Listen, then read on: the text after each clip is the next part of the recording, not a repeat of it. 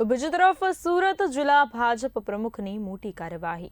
કડોદરા ચલથાણ ભાજપમાં શિસ્તભંગ બદલ કડક પગલાં લેવાયા છે.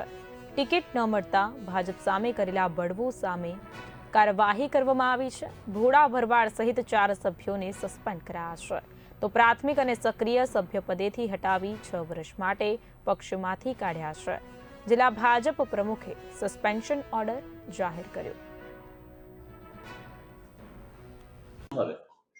મારું નામ કિરણજી પરમાર છે. કડોદરા ચલથાણ ભારતીય જનતા પાર્ટી સંગઠન પ્રમુખ.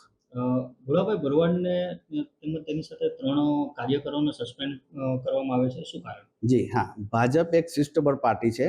પક્ષના નિયમોથી ઉપરવટ જઈને કરેલી કોઈ પણ પ્રવૃત્તિ ચલાવી લેવામાં આવતી નથી.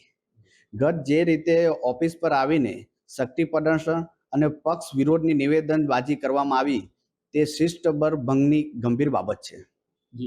તેઓનો આરોપ છે કે તેમની સાથે અન્યાય થયો છે, એટલે જ તેમણે અપક્ષમાં ઉમેદવારી કરી. શું કહેશો?